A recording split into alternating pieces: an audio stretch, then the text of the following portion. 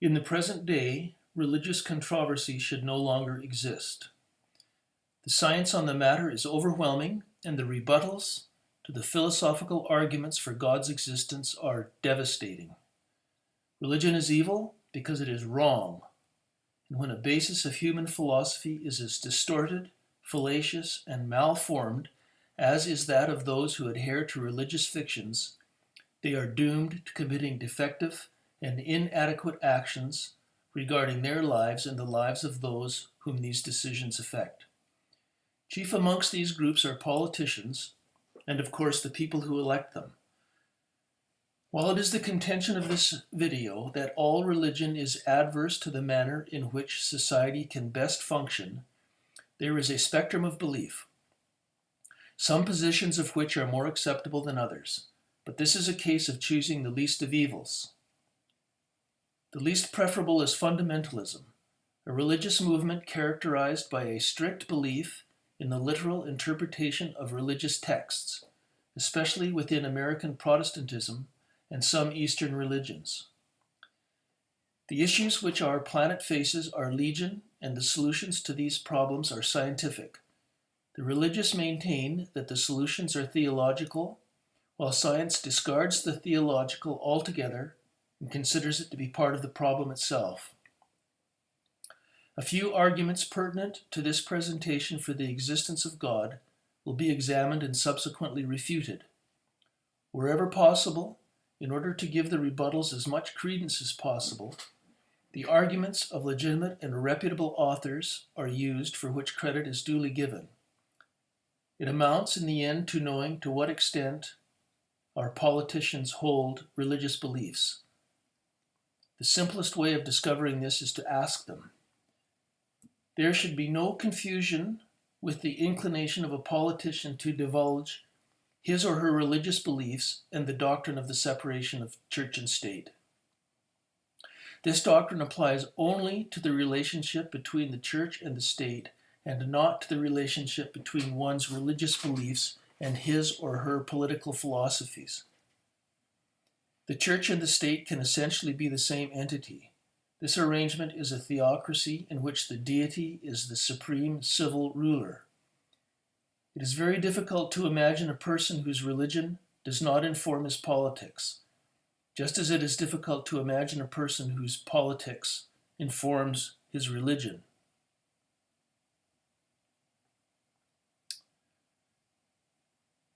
These are 5 of the politicians that either are presently or may, in the case of Glenn Motz, be representing the citizens of Medicine Hat. What do we really know about these people?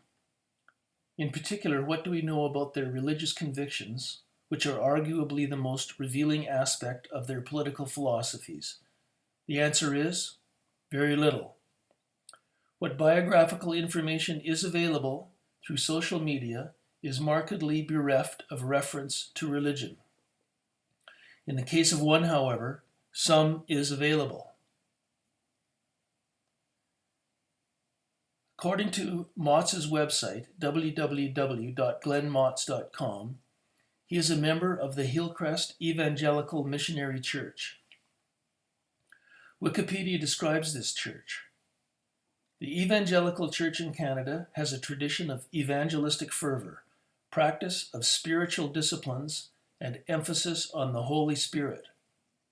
And further, the denomination uses the Christian scriptures as its sole source of doctrine and standards of living.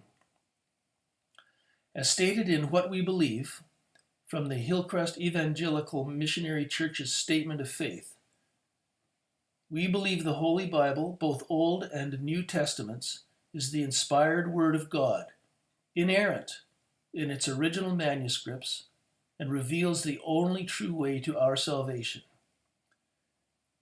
This potential politician believes the Bible literally. He believes that God performed the act as described in Exodus 12:29. This is the sort of thing that outrages rational thinkers. The Exodus verse reveals God to be a homicidal maniac. He even killed all the firstborn cattle. And yet, the devout will describe their God as kind and loving. The cognitive dissonance that exists in these minds must be overwhelming. It is not a stretch to say they are delusional. As Robert M. Pirsig writes, when one person suffers from a delusion, it is called insanity. When many people suffer from a delusion, it is called religion. No apology is made to Mr. Motts, but he appears to be a fine example of the extent to which some politicians epitomize the influence of religion on political thought. He himself has made his personal information available. If he is elected to be the MP for Medicine Hat, we will have as our representative a man who believes some very dangerous things. It is terrifying to think that he is not alone amongst those elected. These are the elected members of Medicine Hat City Council. What do they believe? We must ask them.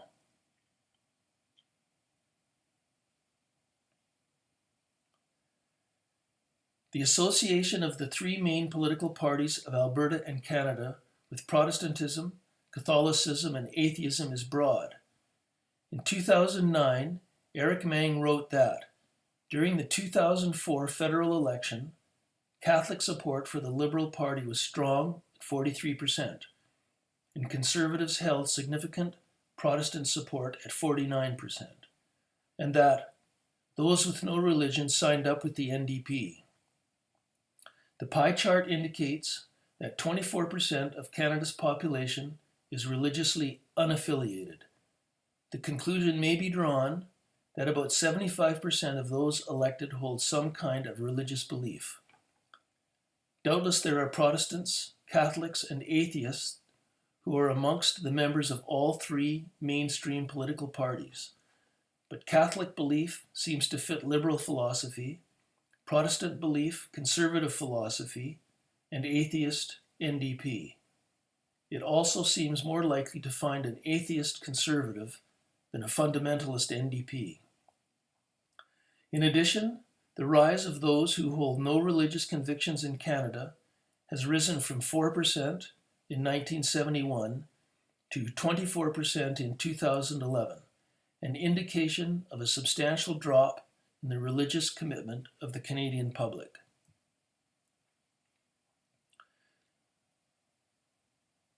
Pew Research has assembled this graphic in which the Conservatives engage more frequently in religious activity and hold religion to be of greater importance than do Liberals.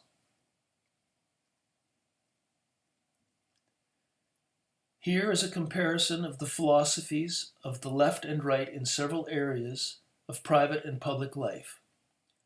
Those who are on the left are more humanistic towards the individual, more accepting of multiculturalism, less aggressive diplomatically, militarily, and towards their children. If those on the left have not considered neuroscience, they are then instinctively inclined to rehabilitate criminals as opposed to punishing them, and to help those unfortunates who are homeless or downtrodden as opposed to castigating them for a lack of work ethic.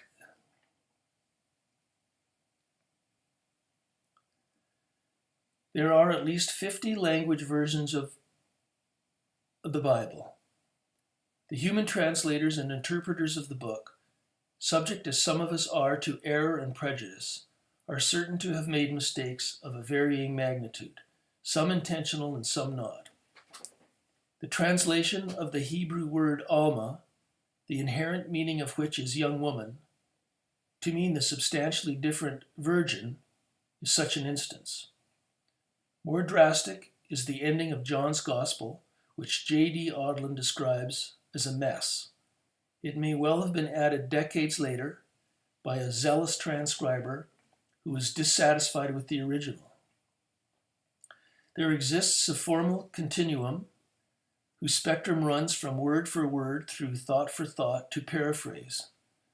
This suggests that many of the derivative forms of the book are unreliable. In this spectrum of methodologies of Bible translation, one is immediately aware of some difficulties. When translating word for word, Not only is it problematical to know precisely what the words of biblical Hebrew and biblical Aramaic mean, but it is also problematical to choose the English words or words of any other language that mean the same as the original. Those Bibles which are translated thought for thought are even more dubious. How is it known what the thoughts of the original authors were, whose accounts are certainly hearsay, and who are so very dead they cannot be questioned in order to clarify their positions? Every translator will apparently substitute his own thoughts for whatever he imagined the original thoughts to be. It is the ultimate instance of reading between the lines, the end result of which could be just about anything. The Bible can be succinctly paraphrased. In the words of Dante, "Abandon hope, all ye who enter here." This is the shortest and most useful Bible translation yet conceived. Fundamentalism is a religious movement characterized by a strict belief in the literal interpretation of religious texts, especially within American Protestantism and Islam. Cherry-picking is the act of pointing to individual cases or data that seem to confirm a particular position, while ignoring a significant portion of related cases or data that may contradict that position. It is a kind of fallacy of selective attention, the most common example of which is the confirmation bias. Cherry-picking may be committed intentionally or unintentionally.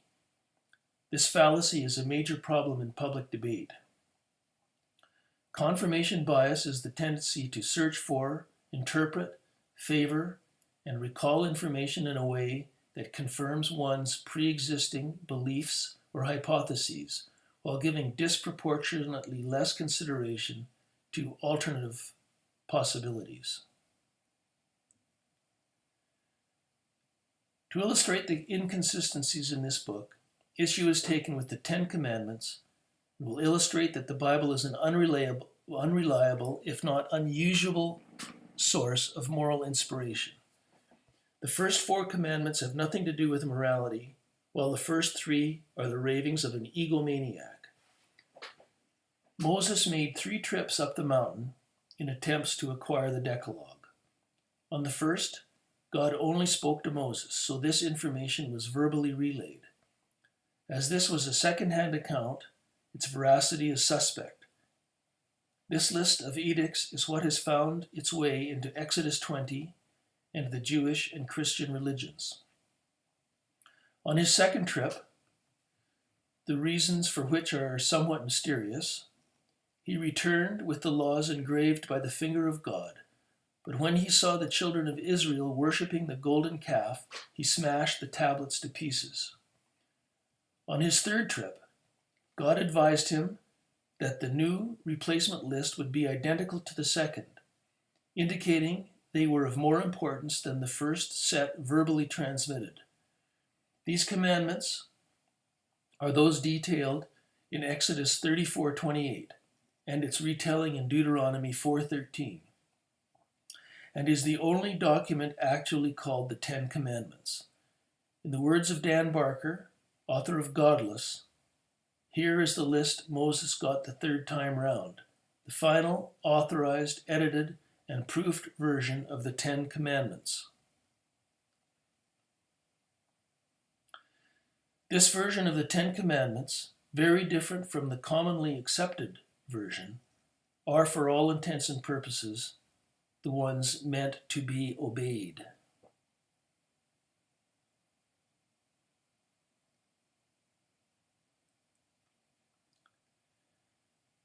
Scholars hold a wide spectrum of views on the origin and composition of the Gospels.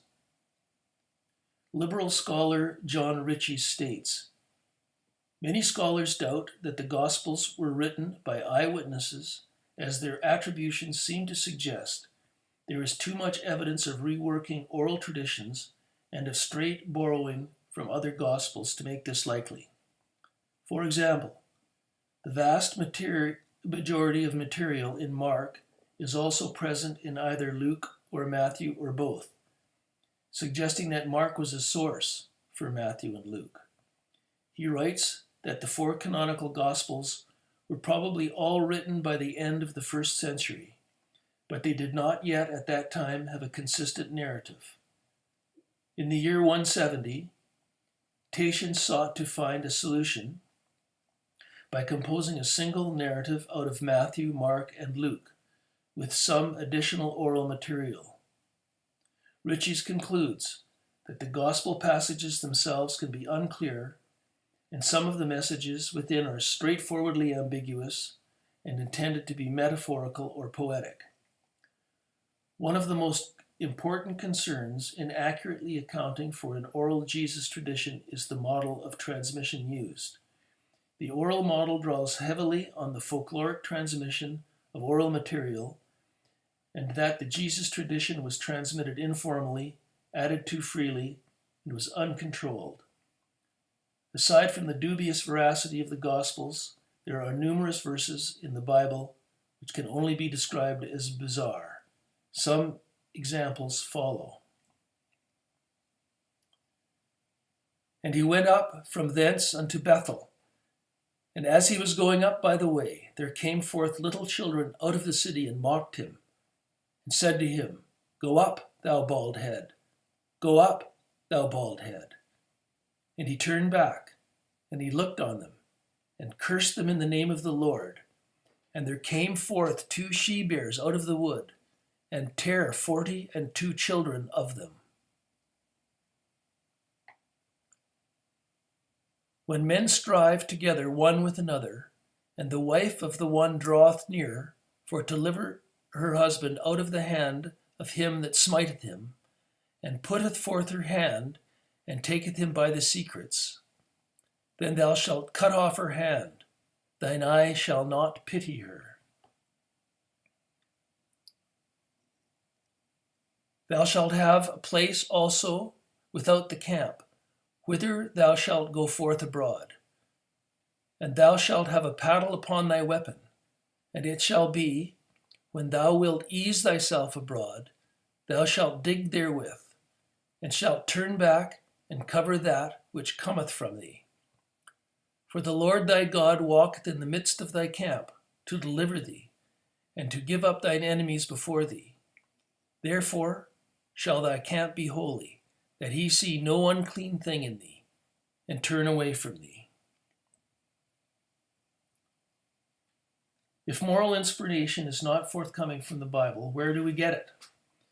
There is ample evidence, if not proof, that we are genetically predisposed to be kind, gentle, and altruistic, and that we have no desire, saving perhaps exceptional circumstances, to do harm, either physical or psychological, not only to our fellow human beings, but to other animals as well. If there is no God, why be good? As Einstein said, if people are good only because they fear punishment and hope for reward, then we are a sorry lot indeed. Michael Shermer, in The Science of Good and Evil, calls it a debate stopper. If you agree that, in the absence of God, you would commit rape, robbery, and murder, you reveal yourself as an immoral person, and we should be well advised to steer a wide course around you. If, on the other hand, you admit that you would continue to be a good person even when not under divine surveillance, you have fatally undermined your claim that God is necessary for us to be good. I suspect that quite a lot of religious people do think religion is what motivates them to be good, especially if they belong to one of those faiths that systematically exploits personal guilt. It seems to me to require quite a low self-regard to think that, should belief in God suddenly vanish from the world, we would all become callous and selfish hedonists, with no kindness, no charity, no generosity, nothing that would deserve the name of goodness. Michael Shermer, in his book, The Moral Arc, summed things up nicely. Morality is universal. We are all born with a moral sense, with moral emotions that guide us in our interactions with other people, and that are influenced by local culture, customs, and upbringing. Nature endowed us with the capacity to feel guilt for the violation of promises and social obligations, for example, but nurture can tweak the guilt dial up or down. Thus, morality is real, discoverable, out there in nature and in here as part of our human nature. From these facts, we can build a science of morality, a means of determining the best conditions to expand the moral sphere and increase moral progress through the tools of reason and science. Schirmer was once a fundamentalist Christian and is now a founder of the Skeptics Society. Sam Harris makes this contribution. For nearly a century, the moral relativism of science has given faith-based religion, that great engine of ignorance and bigotry, a nearly uncontested claim to being the only universal framework for moral wisdom. As a result, the most powerful societies on earth spend their time debating issues like gay marriage when they should be focused on problems like nuclear proliferation, genocide, energy security, climate change, poverty, and failing schools. Granted, the practical effects of thinking in terms of a moral landscape cannot be our only reason for doing so. We must form our beliefs about reality based on what we think is actually true. But few people seem to recognize the dangers posed by thinking that there are no true answers to moral questions. Harris is a neuroscientist and chief executive of Project Reason. Altruism refers to behavior by an individual that increases the fitness of another individual while decreasing the fitness of the actor. Altruistic behaviors appear most obviously in kin relationships, such as in parenting, but may also be evident amongst wider social groups, such as social insects. They allow an individual to increase the success of its genes by helping relatives that share those genes. A mirror neuron is a neuron that fires both when an animal acts and when the animal observes the same action performed by another. Thus, the neuron mirrors the behavior of the other, as though the observer was itself acting.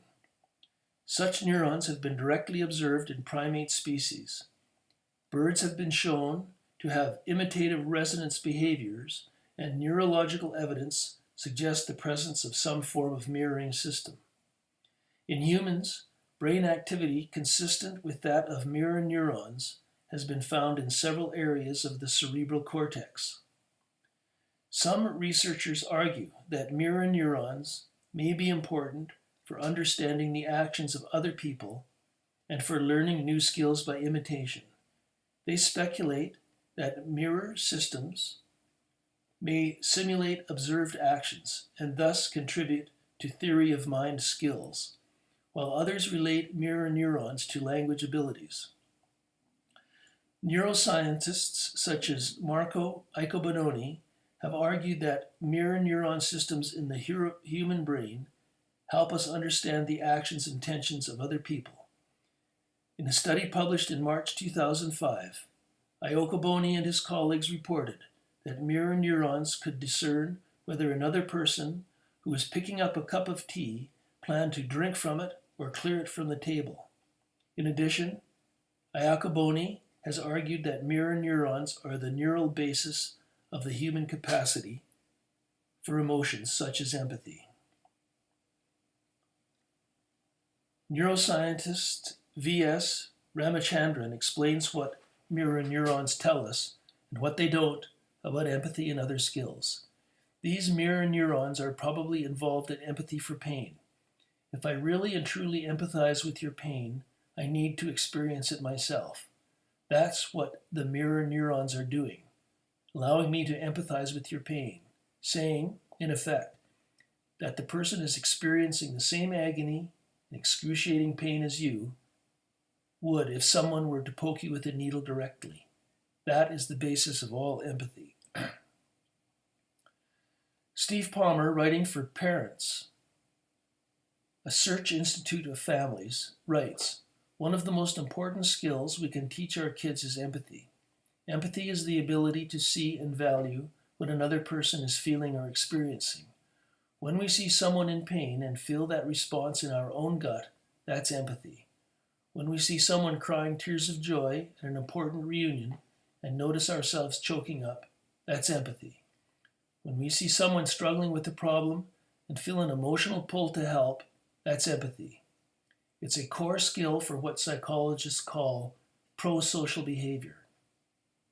The actions that are involved in building close relationships, maintaining friendships, and developing strong communities. It appears to be the central reality necessary for developing a conscience as well."